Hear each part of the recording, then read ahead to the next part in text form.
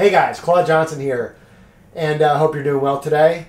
So today we're going to keep going in our series on blues shuffles, and I want to talk about adding melody notes, to your basic shuffle. So, so I was just playing like this shuffle, and we can add some notes on top of that. And this is like kind of an advanced thing. Lately I've been working on trying to play two parts at the same time, like, bass and melody. I would do like, walking bass and maybe add some notes.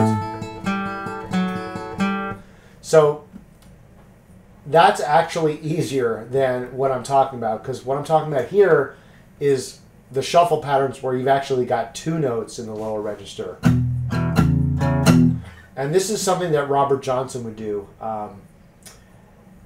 He would play these shuffle patterns and then add some notes.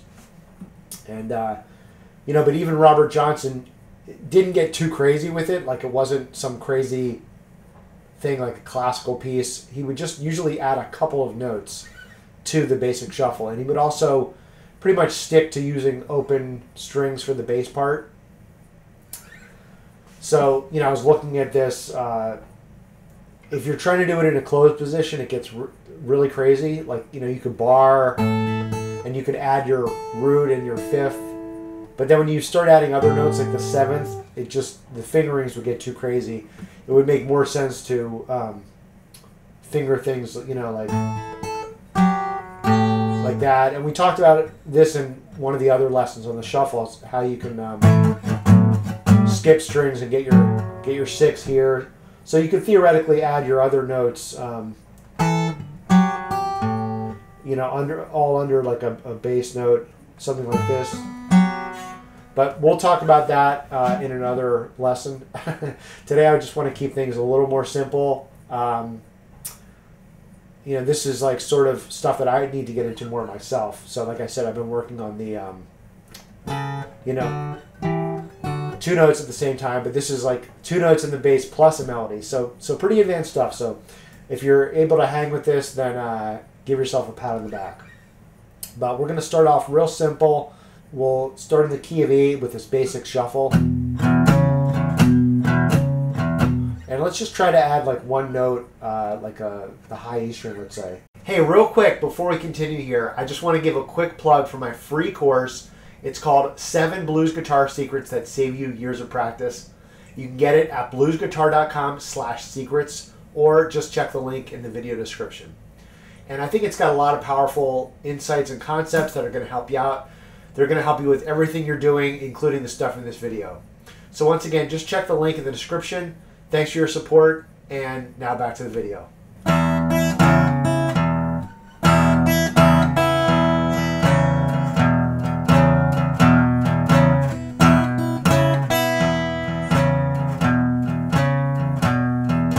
All right, so what I'm doing here, first of all, the basic melody is going to just be like, so 1 and 2, 3, and you're going to sustain that note.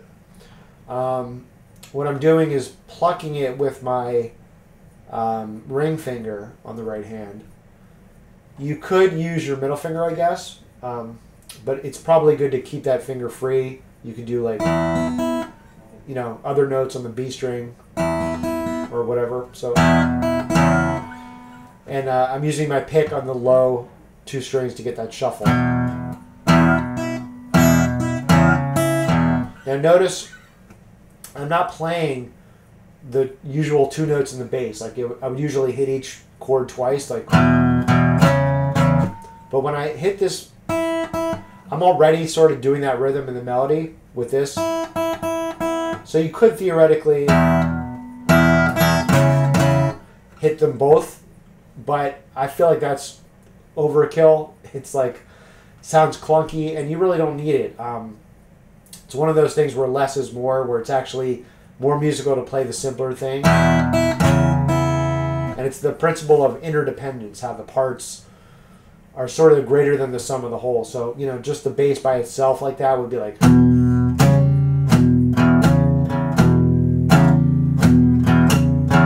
but then together with that sounds cohesive. So also, really try to play that note, the one that's sustaining.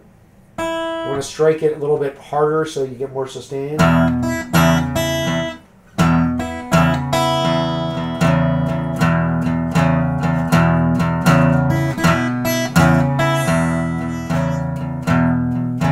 So again.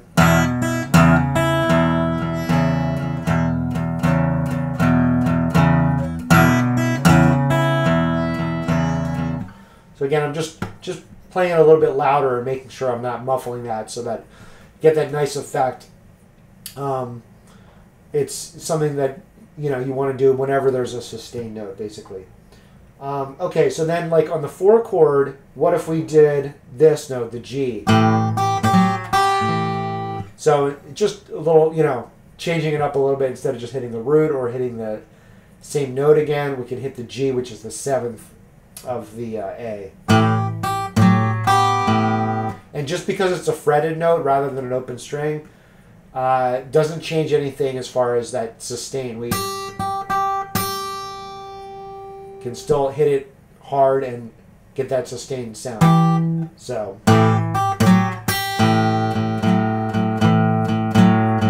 back to the E.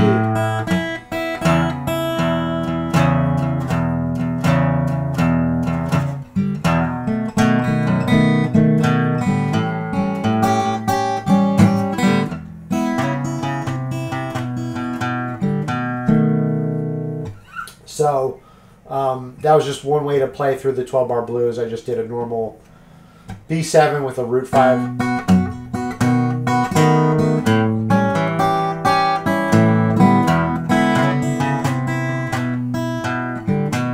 This turnaround was just